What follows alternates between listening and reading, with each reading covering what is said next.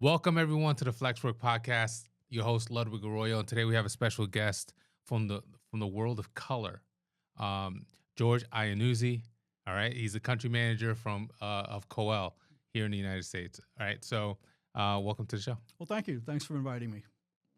So you are the country manager for Koel, and you basically develop, bring colors to life for vastly different industries, right? Everything from food to cars and automotive to even skincare and health and wellness stuff. So, to me, this is a fascinating conversation that I'm really excited about because I don't know anything about it, and most people don't. Yeah. I think the biggest misconception that goes on with color is people always try to tie emotion to it, and my experience, I really don't find that to be necessarily true. When you hear people say, "Well, red is anger, and yellow is jealousy, or green is jealousy, yellow is rage," it's really nothing really that correlates with that emotionally. It's just more of a personal feeling you might have when you see a color. That's interesting because here we have a marketing agency upstairs. That's what we do, and everything in marketing is trying to figure out what triggers emotions. And just like you said, we might come up with a logo design or packaging design, which I know you've done packaging designs. Yep. And inherently, you think things like, all right, well, red is, this is a fire brand of some sort, and so let's attach red to it. Right. What you're saying is not necessarily. No, I have a great example of that when I was working with actually Nissan Design, where they actually did not only automotive, but they did children's furniture. It was just a really, really good design firm that companies reached out to for insight, and they were really, really struggling with furniture for preschool and kindergarten kids, and they went through interviewing kids where they were coming up with every color in the rainbow. I think they said along like 5,000 colors, Right? and we kind of struggled with it for a while. How do you get into these kids? Get them some honest answers. Yeah. And somebody, I believe her name was Brenda Parkin from Nissan. She had this brilliant idea of she went to the crayons and she dumped them all out, and she looked for the shortest ones. The ones that are used the most. Exactly.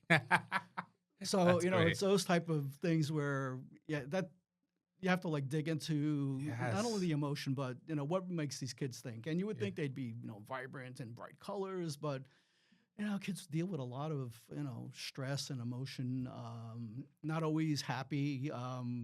Really, a lot of times they're just dug into so many different things that's how they really express themselves with coloring on paper. That's brilliant, right? You would never think that. That's so smart, and gets to the heart of, thinking and human psychology, right? Exactly.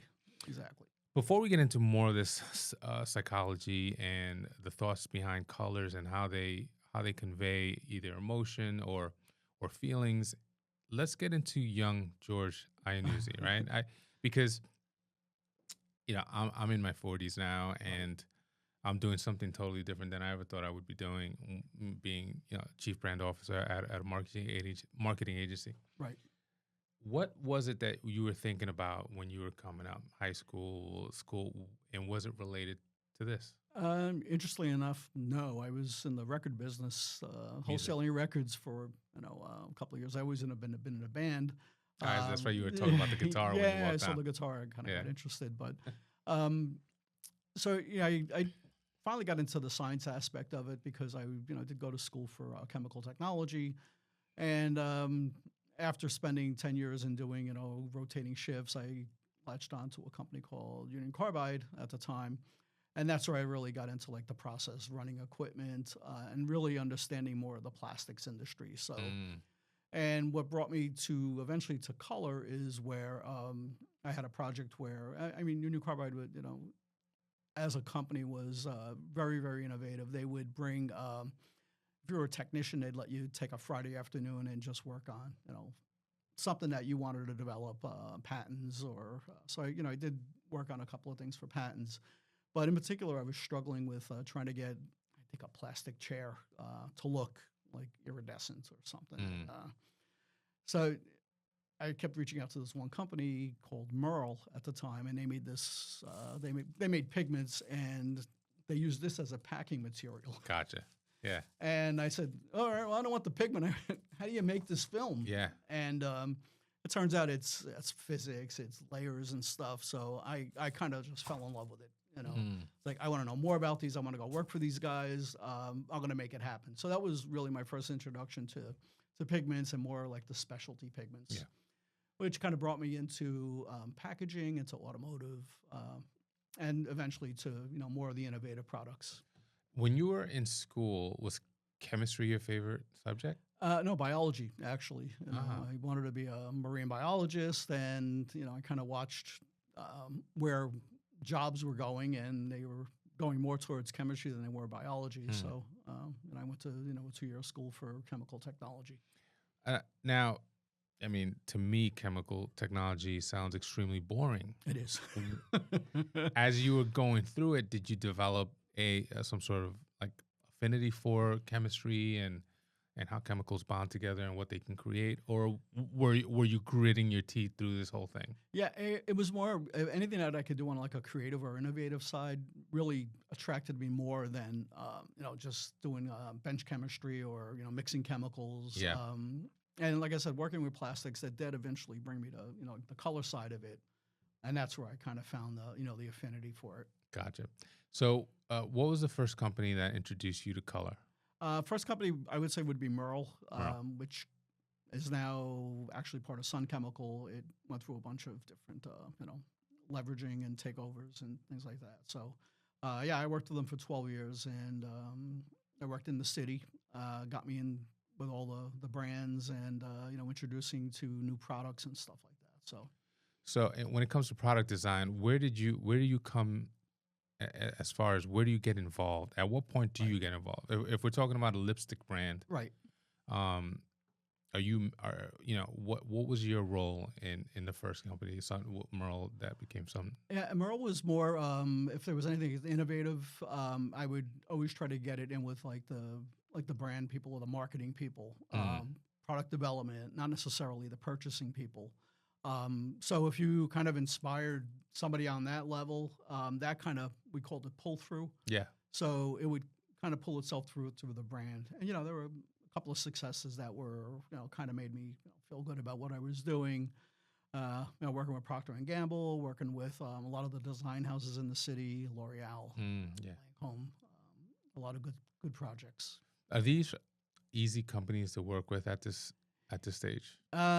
They're not, because there's always, we call gatekeepers. So there's somebody that kind of doesn't want to bring in anything new because he knows it's going to be a lot more work for him.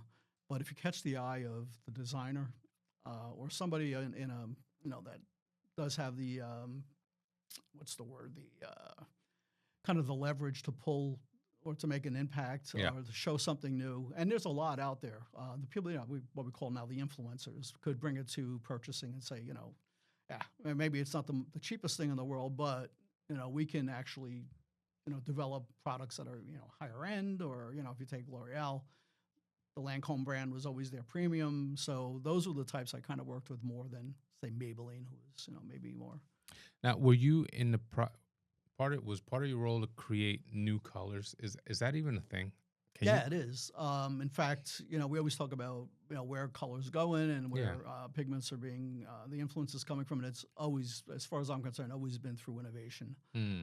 If you're developing a new, especially in automotive, if you're developing a new product or a new color for automotive, that is, and it usually takes 5 to 7 years to actually get it into a car. So they're looking at a lot of things that are still experimental, and the onus is on you to develop it to an actual product. So, a lot of times it works. A lot of times there's failures where it just doesn't, make it through the process. And the other thing is, what I always do is I love nail polish. Nail polish to me has always been the proving ground. If because number one, it's a short cycle. It's gone in 6 weeks. Women won't wear, or shouldn't say women, men and women will not wear it for a long time. It's 2 weeks. They're done with it. They'll move on to another color. But once it gets into a nail polish, that kind of seems where the trend gets pushed. it'll get pushed into, maybe lipstick, maybe it'll get into eyeshadow. And then eventually, since I always think cosmetic is the leading industry, that you'll see it in packaging, you'll see it in automotive. There are always cross-functional implications to it. You just answered a question for me. Cosmetic is the leader in color, like that dictates what a color, where a color might come from, and then eventually end up in automotive, for instance. Yeah, it seems like in the '90s they started doing a lot of cross-functional. If you remember Nike going to I'm trying to think of the rapper. In the '90s. Yeah, he was. God, I'm drawing a blank, but they would look at the sneaker as part of. Remember the people that were like building out these cars, putting in like extreme interiors. Yeah. And they would Exhibit yeah, was the one who had pimped my ride. it could have been, yeah. Okay. And then, but they would, so Nike would look at these type of design implements and say, hey, so there was a lot of crossover between automotive and footwear at one time. Cosmetics is always being looked at on the automotive side. And that kind of got cool because it's like, you're just not looking at going to the shelf and looking at packaging. It's like, this is a cool color. Maybe I can, make my shampoo this color. Yeah. So it got really, really neat where they were looking in other industries for direction. But I think the trend has always been through innovation. It's been, if you take like black, which is actually my favorite color. I tell people that.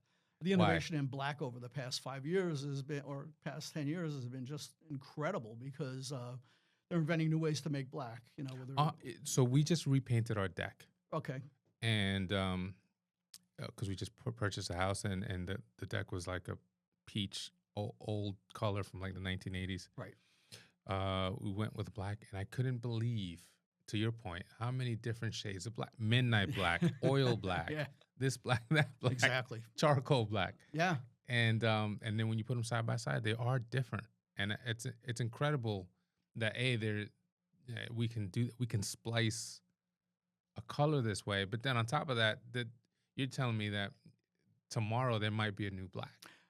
Well, every day. I hate to lead into that, but I actually have a patent on this. So this is a black that we developed with another company. It's called Quantum Black. And it kind of came by accident. And I was a consultant to this company. I still am. But I don't know if you're going to be able to see it, but it is.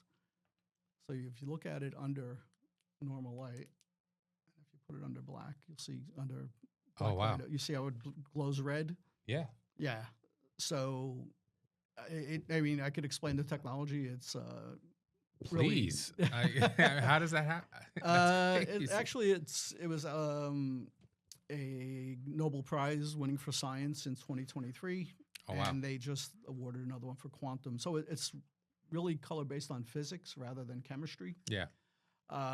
So how we got here is that when I was consulting for this company as the color advisor, they were going through all the colors. So we're going through these bunch of ranges, and they're like, well, we got this black that nobody really cares about. I'm like, whoa, wait a minute. Hold on. Explain it to me, what, and then, well, it has a red tail to it. So when you see it, it'll reflect black, and it'll have like a nice red reflection. And I said, well, that's amazing. You do realize what you could do like an automotive? Oh my God. With a black car that vibrates red, in the dark. And I said, don't throw that away. I want to be part of that. And luckily enough, just by mentioning it, they put me in for the patent of it. So probably, and we're working with a bunch of manufacturers on the automotive side, on the plastic side, that are looking at this for not only for color, but for function. So explain to me how you can get a color. So right now I'm looking at a black powder. Yes. I don't know what chemicals made it, but it's a black powder. What I need to know is, how do you get that into a latex paint for home? How do you get that onto an automobile? And it still has the same properties? Yeah. So, the challenges with automotive have always been weatherability, where, your car is exposed to the sun, it's exposed to snow. So typically what you do is you'll do like an exposure study. They call it Florida exposure. They'll put it out, like a panel out, to see how long it lasts before it fades. So you have to overcome those those barriers. And that's where when I mentioned earlier that on the automotive side, you might need 5 to 7 years to develop the pigment. Yeah.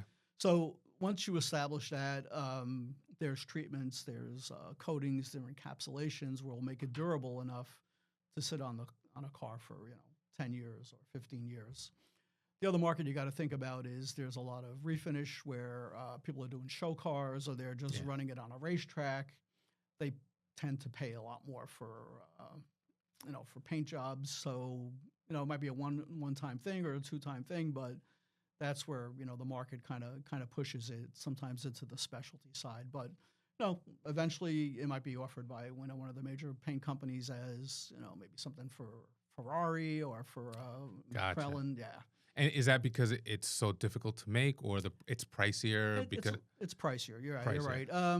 Sometimes the technology does drive the price up. But when you get it into luxury brands, price, I don't say it comes secondary, but it does become maybe not as important as something you could afford.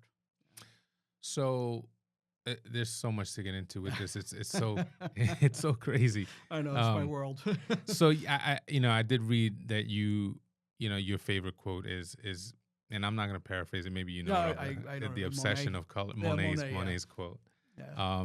Can you just for the people who haven't heard it, can you just say it for me and then explain what you mean by that, like the torment part specifically? Yeah, well, I kind of plagiarized a little bit from a friend of mine, Nars, who used it as his quote. I'm like, I love that quote. I'm just going to take it from you. Yeah. He's like, that's fine, but it's your torment. So it's your happiness and your torment at the same time, because to see it finally manifest into on the shelf or in a showroom, that's where your joy comes in. But getting to that point, it could be a torment to process. And is it weeks? Is it years? In some cases, like Yeah, that's a great question. So cosmetic, it could be weeks. Nail polish, it could be maybe 8 weeks. Where it's hair, it's done. Automotive could take up to like I said, 4 or 5 years, maybe 5 years. Yeah, let's pause on that for a second because Tesla, Dodge, Mercedes, right? Ferrari. When 2025, we're at the end, so 2026 cars are coming out. Right. Are you telling me that the color that appears in their lineup in 2026 for the first time was in process 5 years ago? Yes. Was in development 5 years ago? Exactly. How does that stay on trend though? Well, the automotive industry has its own dynamic where the most popular ones and the ones that sell, if we're just talking about the United States in particular, is dynamic is, or what drives color in the U.S. is reselling it. So, well, two things. So the first one is when you walk onto a lot, Americans like their car. They want to buy it off the lot. Yeah. So they don't want to wait. In Europe, they'll wait 8 weeks for a special color. In the U.S., they don't. Yeah. Second part of that is they want to resell it. So by the time you sell it, say you're done with the car, 6, 7 years. If you have a green car or a lime green gremlin, right, gremlin, all of a sudden your market is really small of people that are going to buy it. So those are the things that drive car colors in the United States. Resale value. So it can't be too exotic of a color because it might not sell in 3. Exactly, and impatience, not want to wait for your your special color. Right. Yeah. I look at things like the Pantone color of the year. Right. Right. Usually that dictates, and again, I could be making this up, but I feel like that helps to dictate in the world of home decor. Yeah. Yeah. But does that drive, and maybe even home decor or home painting, does that drive your decision-making process when working at Koel, or are you the one who comes first, Koel or Pantone? Yeah, so with Pantone, which is they do an incredible job. Marketing. Typically with them, the color of the year is, from my understanding, is what's been popular. So if you order a Pantone purple for say 2025, they have all that data. They're like, okay, everybody wants purple, so they put that out as the color of the year, and then all the other companies. Everybody puts out a color of the year now. Yeah. I remember Pantone was the one doing it.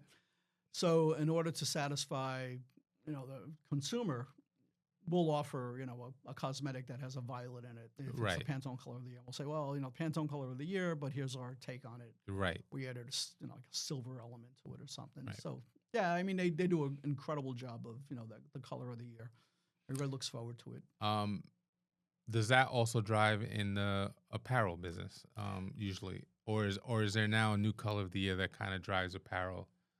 Yeah. They came out with two really interesting colors. I'm gonna say 4 or 5 years ago, which was baby blue and baby pink. Mm. And obviously that didn't translate well into the fashion world, but for consumer products, everybody kind of jumped on it. Yeah. So I think it really depends on I'd say the neutrality, because in fashion you probably want something that's maybe a little more neutral to wear. Right. Yeah, That makes so much sense. Yeah. When you were at Merle, Yeah. This is your first intro into the color world. Yeah. You loved it. Mm-hmm. And where did that take you next after you left them? After I left them, believe it or not, I went to a company called Clarion Colorworks. Everybody loves the WRX at the end of their name. That's right. But we had a studio in Manhattan where Okay. we would bring in all the major brands. So we were in the middle of, we were on 25th Street. So L'Oreal, Lauder, Bath and Body Works. We had all the brands right there. And the studio would be where all the new product development people would come into the studio. And we had tons and tons of, caps, makeup cases or bottles. Mm. And we would bring them in there and start them with that. So if I got a call from, say, Bath and Body Works, like, oh, George and I were looking for a gold shimmer. So before they arrived, I would have the table filled With different gold. versions, yeah. Different versions of gold. So you'll find with designers is that if you give them a choice, Yeah. you get, not that it's childish, but, if I say, well, here's your color, they're going to be like, well, that's not what I was really thinking. But Yeah. if I give them 6 colors, Yeah. it's like, oh, you can do this, you could do this, you could do that. Mm-hmm. And then we would develop the product specifically for them. So, Were you literally on the chemist side mixing and making the colors, or because I know now you're more of in a sales role. right. Back then you were making the colors in Yeah. the lab. Yeah, so to speak. exactly. Yeah, it was, so they would do something called injection mold, Mm-hmm. like a little plastic chip, and it would really bring you back to where you had a choice between 3 different shades of the color. The designer would pick that, and they would move forward with it. So One thing we haven't talked about yet is the fact that a lot of your colors also end up in food. yes, It's food dyes. exactly. Being that there's so much in the world today in our political scape, Right.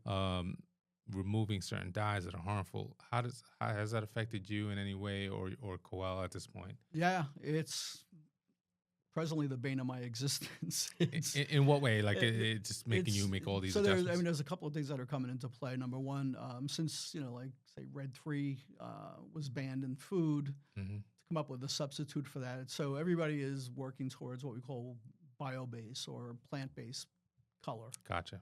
We have our share of those, but number one, they're not exact matches. If you think about working with something that's plant-based, it brings into play bacteria. It brings into play, shelf life, color change, color shifting, sourcing, so many different elements, and of course that drives the price and especially shelf life. So if you think of the shelf life of just to say A box of cereal. box of cereal, perfect. So by the time the manufacturer gets it, so let's just say the shelf life of a bio-based color is a year.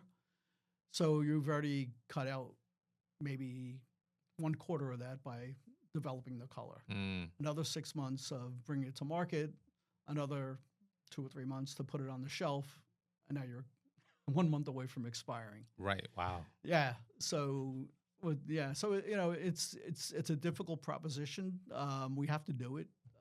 It's in demand. I can get into the whole paradox of it, where there's more things in your cereal that you should be more worried about waxes and other things. Listen, I did want to ask. I did want to ask about this in the terms of red dye number 3. Mhm. I'm sure if I YouTubed it, there's probably some guy saying it's the worst thing in the world. But Right, there's exactly. but to your point, there are probably 17,000 other things that are way worse. Yeah. Is that where you land on the spectrum? Like, this is not, that's it.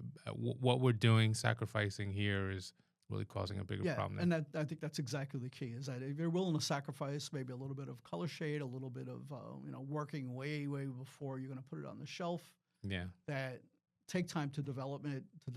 Like the Red 3 offset we have is paprika, believe it or not. Oh, okay. Yeah. So think about what happens when you put paprika in the oven. It's going to lose the color. Yeah. Yeah. So, those are the type of dynamics we're dealing with. Mm. But the interesting part of this is that the big push is not only in food, but it's in cosmetics. Mm. Everybody wants plant-based cosmetics, Mm. which makes a lot more sense, because you're, putting it on your face, putting it on your lips. So the dynamic is that cosmetic people will pay for it. The food people don't want to pay for Right. it. So cosmetics is really driving the bio base, and like the food side is getting a little angry with them. It's like, well, we want you to develop this at a very reasonable price. Or cosmetics are like, well, maybe price isn't that Right. important to us as long as it's part of our Yeah. proposition that we're going to give you a Well, safe and product. the cosmetic industry is also booming, right? So Yeah. probably they're okay with something costing a few cents more or Exactly. what have you, where I'm used to paying, whatever, $5 a box for my Cocoa Pebbles or Fruity Pebbles. Mm-hmm. I'm not going to pay more for that. Right. At least I don't want to. And does it also change the fundamental, like you said, the color of it? So if I'm used to, for the last 20 years, seeing my Fruity Pebbles, which Right. I don't know why I say that, because I don't even like Fruity Pebbles, but Right. seeing my Fruity Pebbles a certain color, are they going to change? Yeah. Fundamentally? There's going to be some, and if it's really up to the general public to accept the trade-off between, being excited by seeing like a bright red M&M or, yeah, this is great M&Ms. video. I don't know if you saw, like this woman takes Skittles and she puts them in a strainer and she rinses them off until they're white and she puts them back in the bag and gives them to her kid. And they're like, no, I don't want it. Kids are like, I don't think they got that far, so it's seen the kids' Yeah. reaction, but you could just see they look in the bag and they're like, What is what this? is this? I've never seen this before. The power of marketing, or at least the memory and the branding of it. That's a great point. Is there a vast difference between formulating colors for automotive to food to cosmetics? Yeah, I think it's the number one, the time it's going to be in the market. So for automotive, obviously, it's going to be 5 to 6 years. Cosmetics, probably not as long. Okay. Lucky if you get 2 years, unless you got like a really super trend where everybody wants like, bright red, nail polish or, lips. And food is, again, very, very sustainable. It's got to be in for the life. Could be 20. Think about Fruity Pebbles. What has that been in the market for, 50 years? Yeah. Lucky Charms. Yeah. So if you're gonna have to replace that, it's got to really be taken into consideration on how you're going to, satisfy that market. Are there certain like certificates or licenses that you have to get to formulate for these different industries? Yeah. I mean, everything is regulated. I'd say automotive, more of the breathability, the hazards, solvents. Cosmetic is, there's a litany of regulations you have to go through, through the government. Food, especially the FDA. But there's certifications. We do halal, we do kosher. Oh, that's right. Yeah, you got to get. For the. You can't. For Japan, for China, you need all right. different regulations. Especially like Korea and Japan, they're like really, really highly regulated for pure ingredients. What's the learning curve on these, on these regulations for you? Is it, are you constantly having to retrain and take licenses, tests, or is it something that's a one-time thing? And luckily I don't have to do that. We have a department that is handles strictly regulatory, but it does, they have to be updated every year. A lot of times, new regulations come into place in Europe, especially something called REACH, kind of set the industry back because of what was being imported into Europe, and every kind of gloms at it a little bit. They're like, well, if they're doing it, then we should do it here. Yeah. So I think that's what drives it a lot, and it happens. It's just a constant thing. So we're at what's the Works company at this point? We were at Colorworks, yeah. Colorworks. Right. So then from Colorworks you go to Colorworks, I went back to Effect Pigments. So more of the color shifting, more things that we're getting involved with, like automotive and stuff like that. okay. Worked a lot with Procter and Gamble when I was at EMD or Merck. So it's the German version of Merck.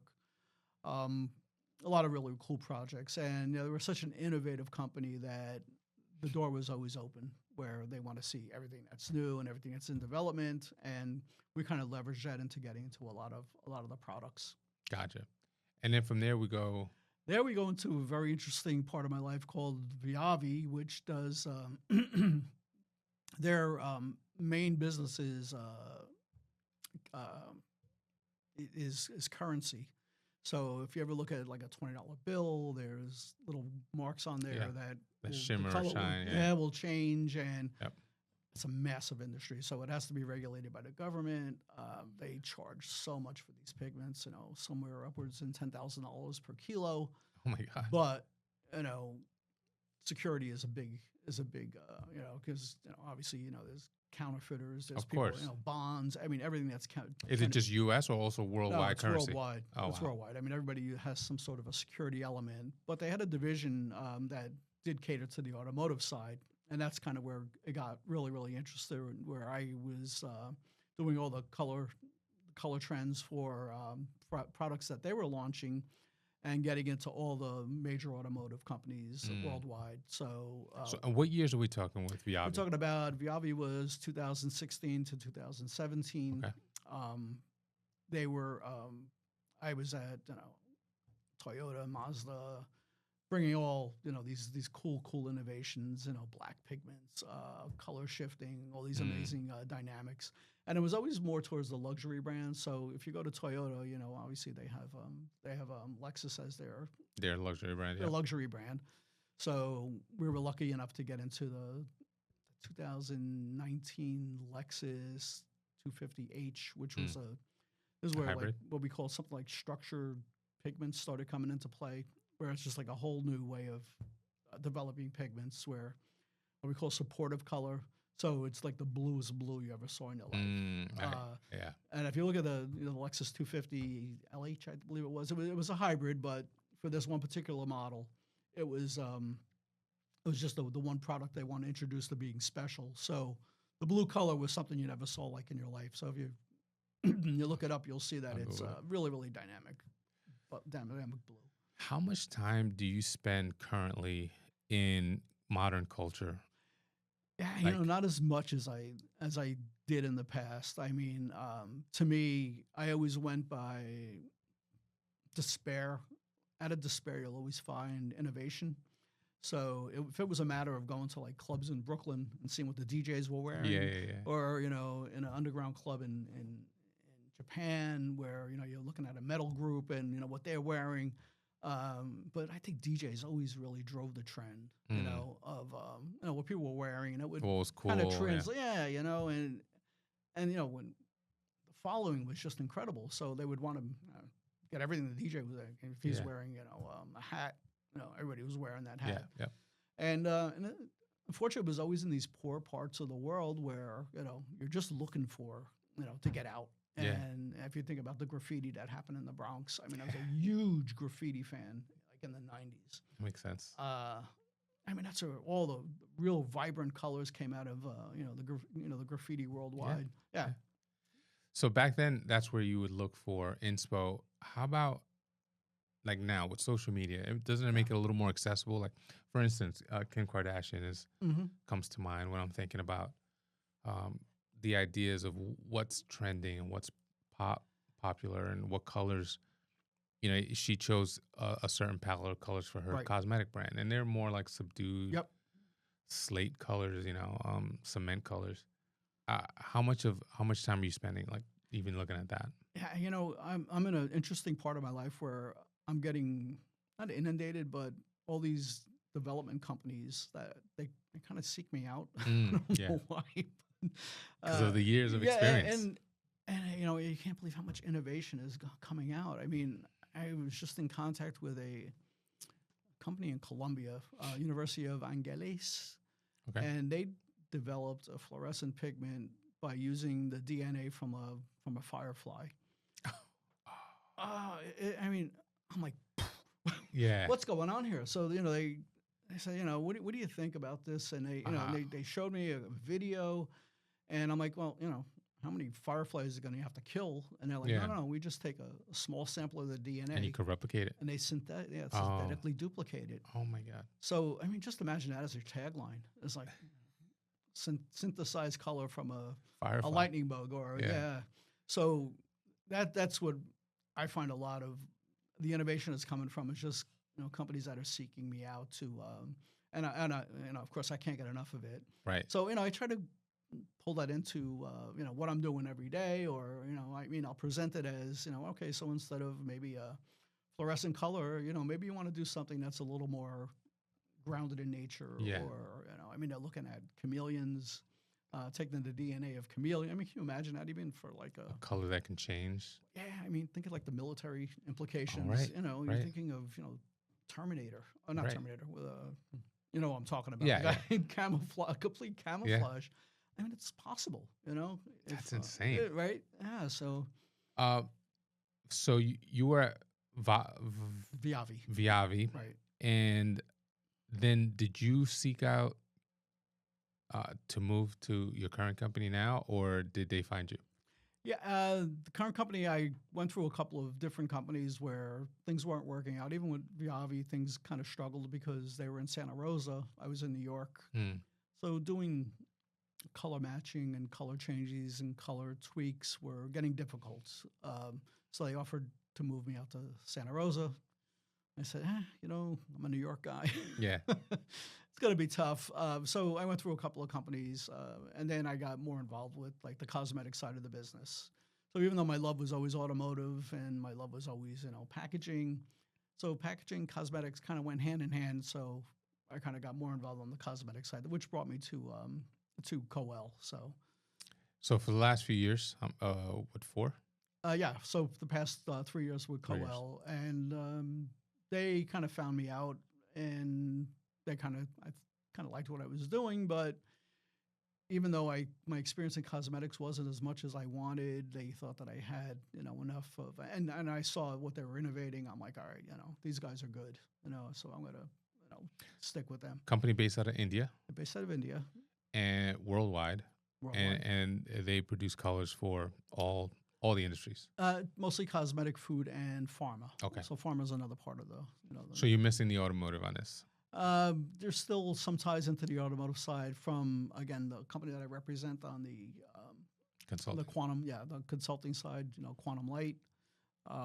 So that kind of still keeps me in touch with the automotive guys. So Oh, and you're allowed to.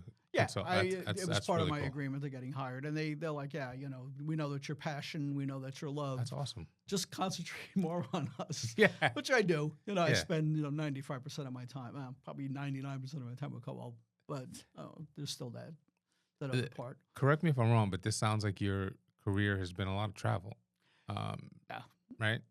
Especially now that you're the country manager for Right. the USA as your market. Yeah. Do you still travel a lot? Yeah, it's more bi-weekly now. Okay. What's nice about the cosmetic and the food side is that it's Florida, California, and New York. So Okay. yeah, that's kind of where all the innovation is. With these products are happening. But in the past, I've been to a lot of countries in Asia, in Europe, obviously. Yeah. But early on with Merle, it was what we call the 8-week plan. So pack for 8 weeks and hit God. Malaysia, the Philippines, Penang, Yeah. Singapore. I didn't get this, but are you currently married or Yeah, with married. kids? I have 4 grandkids. Oh wow. Okay. Yeah. So traveling is you want to travel less as you get older with your wife, and you want to spend more time with the kids. Yeah, exactly. But I still have she enjoys me going and leaving the house. Yeah, right. But if it wasn't for something that wasn't fun, Yeah. I would probably start backing off a little bit. But I enjoy every day I get up and What do you enjoy the most about what you do? I'm to tell you the most interesting story. I can probably relate that. So not only the Lexus, which I think was just an amazing feat. Yeah. But if you remember the herbal essence for Procter and Gamble, Yep. so they had a really, really stagnant product line in herbal essence. It was that very apothecary green bottle. Mm-hmm. They offered in like four different fragrances, and we approached Procter and Gamble. They invited us in, and they're like, the guy that was the product manager said, "I want you to bring everything that you have." So I'm like, "Okay, well, you want everything?" He said, "Yeah, you know." So we went to our plant in McHenry, and we loaded up a station wagon. We filled up 8 tables with everything we had, and we were awarded the business. And just in hindsight, I said, "Well, you know, what made you decide on us instead of our competitors?" He said, "You're the only one that listened to us and brought everything. Oh, wow. Everybody else gave us, you know, a presentation on how great they were and how their changes they're making in the industry, but you listened and you said, and you brought us everything." So that manifested into, I think, one of the most interesting marketing. You know, if you know what FMOT, First Moment of Truth, with the Procter and Gamble has this edict that they call the First Moment of Truth. Okay. Is that you go into a store and you want shampoo. If you pick up the bottle and look at it, that's the first moment of truth. Okay. Second moment of truth is you read the label. So what they did, I mean, they were brilliant. I love that. The shampoo and the conditioner, they nested together. Mm-hmm. One was upside down, one was straight up, and they kind of fit together on the shelf. And they did this thing on the label saying, how many women in the United States have blonde hair?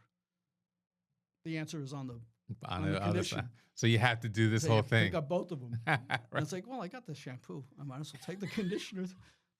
I mean, absolutely brilliant. Brilliant marketing. So brilliant. So, and then, you know, That's I mean, awesome. that lasted, they eventually, probably, I'd say 10 years. And every time I went into, you know, a CVS and I saw that, I'm like, you know Got what? him. Yeah. I was part of that. That's great. Yeah. That all goes back to, you've been saying this word, I don't know, probably 10, 15 times today, innovation. Yeah. Which is, you know, one of those things that counterintuitive. You don't really use the word innovation when it comes to color. At least most people don't. But, you know, the fact that you guys marry that and come out with these. So what do we have here? So this is, again, through my quantum light. I'll just do these real quick, but these are, you know, when I brought examples in plastic, something in, you know, that you could use in a coating. And they're, to begin with, they're very, very vibrant, but under low light or under UV light, you can see they just explode with color. Wow, this black, thing. You're not going to be able to see. But the blue is, I mean, if you look at it, it's transparent. Yeah. You put it under UV light, it turns blue. So with that, I mean, even the green, I mean, look at how. So the other dynamic about it is that this is transparent, and when you put the light on it, it becomes opaque. So a lot of things are going on here. So we didn't even get to the functionality of it, you know, like recycling and things like that, where they're not only looking for the color, but they're looking for what they call the reflection band, where the color is produced on a wavelength. They could lock in on that, and from that, develop technologies that help in sorting recycled plastics, or oh wow, yeah, even you could always integrate things like you know, promotional things where, you know, you bring your black light or you bring a low light and you pick out the color, like you win something. Yeah, exactly. This is incredible. Is that blue one that you did, that can be synthesized into into car paint? Yeah, absolutely. So in the dark, it looks one way, and when you when the sun hits it. Yeah, the sun, or even more importantly, low light. So if you're in the dark and you see a black car or a blue car that's reflecting like a fluorescent blue. Yeah. I mean, you know, the implications are just amazing. So now that you're on the sales side of things, are you less involved in formulating, innovating? No, unfortunately, I wish I could. You know, it all comes into the role of, you know, I got to look at innovation. I got to see how it works in our products, and that I have to get in front of the customer. So when they see that, and I kind of have a legacy of like bringing new and cool stuff. Yeah. So a lot of doors open up when you tell them, well, you know, I'll show you something you've never seen before. And I'm like, no, that never happened. Then I, you know, show them this, and they're like, oh, you know, I've never seen that before. I told you. But that's kind of the fun part of it. So, yeah. Do you ever at home with the wife and watching TV and see a commercial and you're like, oh, well.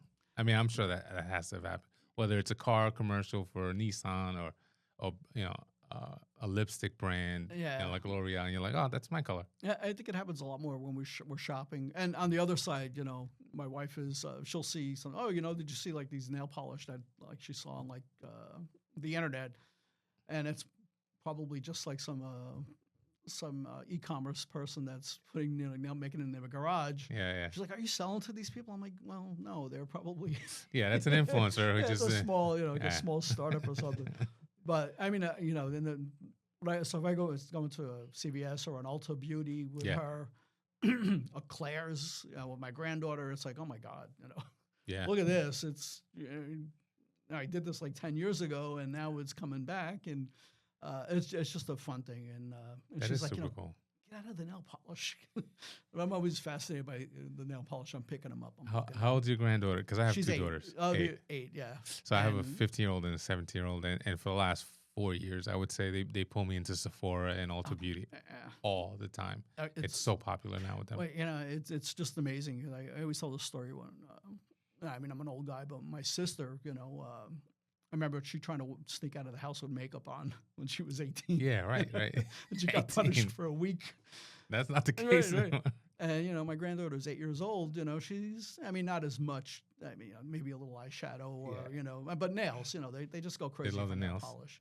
And it's just, I mean, I love it that now they're just looking at these things at like 8, 10, 12 years old. Mm-hmm. And, these companies are like, well, this is, your market shifting from, from this dynamic or this generation to, the younger ones. So one of the things I like to do because I'm in marketing is to look at the design and the packaging. When I go to Ulta, when I go to Sephora with my girls, it's some of the best. Some of the best product design, some of the best packaging, some of the best color use out there. Exactly. Yeah. Really innovative stuff, and going from more complicated packaging to simplified packaging, and so it's always interesting to see the trends in there. Yeah. I love spending time in there just for that. Yeah.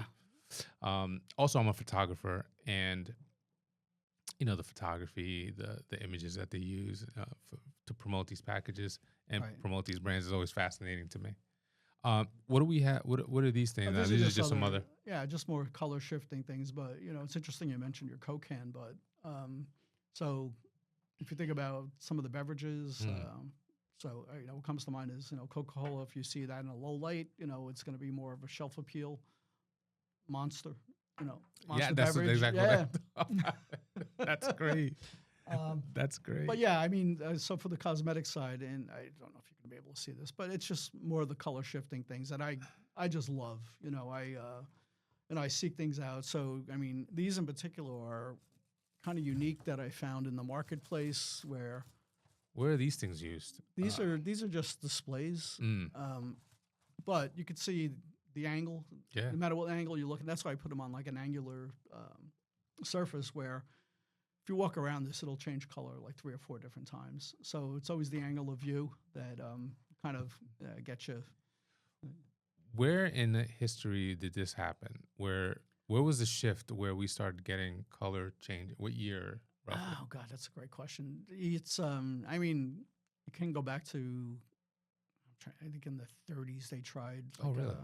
But they used fish scales on a car. Right. But I think when it came to like the mainstream, 80s, okay. For automotive, I think in cosmetics it was always there, with eyeshadows, iridescent colors on the eyes. In automotive, I think in the 80s, it kind of, people were looking for something a little different than, black, white, red, and white, and gray. So pigments were added to give it a little more shimmer or a little more texture. We had that silver explosion in the 2000s where everybody had like the silver. I mean, silver was popular for 15 years. Yeah. And the interesting thing about that is it really driven by the cost of a gallon of paint coming down, because when they made these aluminum pigments, they were and everybody latched on, like all these forecasters. Well, we had the millennium, and we want to bring something valuable from the 90s to the millennium. and it reduced the cost of a gallon of paint by like $6, which was because you could make thinner layers and you'd get the sparkle without adding other things, and that was really drove the silver trend. I think it lasted till like 2015, and then black came in, and then white. Now white's been dominant in automotive for I don't know, 15 years now. That you bring up something that made me think of a question because of the fact that, again, we just purchased a house not too long ago, and Bear is a brand of paint, and I'm drawing a blank on some of the others, but there's a high end brand of paint. What is it that makes that high end brand different than the low end brand? What materials? Why is it more expensive? What is it that's going into that? Do you know? Yeah, I mean, if it's they use a lot of fillers. So if you think about putting on 2 coats of paint, so maybe a less expensive brand, you might have to, put on 2 coats. If you're getting a high end color, I think Benny Moore, Sherwin-Williams, they all have a premium line where they take out a lot of they would add more of what we call opacifiers, where you just need 1 coat. So it's cutting the labor in half. You're going to pay a little bit more for it. In a lot of cases, they're throwing in like silver particles or maybe gold to just get a little bit of a shimmer. Yeah, a little shimmer, something a little bit of different. Maybe even an iridescent color every now and then, where shifts to like a blue or a red. That's, I think, what drives the premium brands a little bit more. Fascinating stuff. George, is there anything that we didn't cover today that you wanted to talk about? Because to me, like, I can talk for hours on this stuff. I just, learning is obviously something that we should all be doing as we get older, right? We should never stop learning. And this is an example of this for me, how intricate and how involved this process is. Right. There's always fascinating. It's always fascinating to have conversations with people where they work in industries that you never think about. Yeah. Right. And how important it is. Yeah. And how important it is. Like, this table is composed of whatever it's composed of. Right. Somebody spends their time making these. Yeah. And for you, it's the world of colors, and it's really fascinating. Is there anything that you wanted to?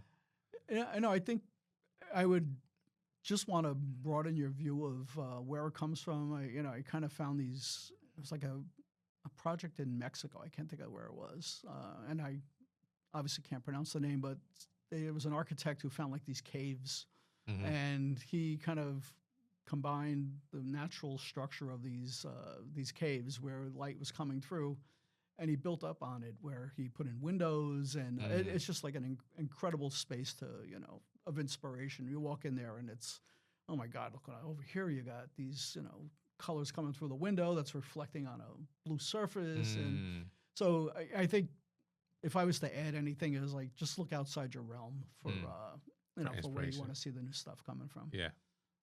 Awesome. Yeah. George, I appreciate you taking the time to come down here. No, it was my pleasure. I don't think I mentor enough. That was always in life. I wanted to just tell everybody what I know, and I do it for free. So anytime you have any questions about color, you could reach out to me. And I would love to. And as a marketing agency, as I mentioned a few times, I think it's something we're going to lean into a little more.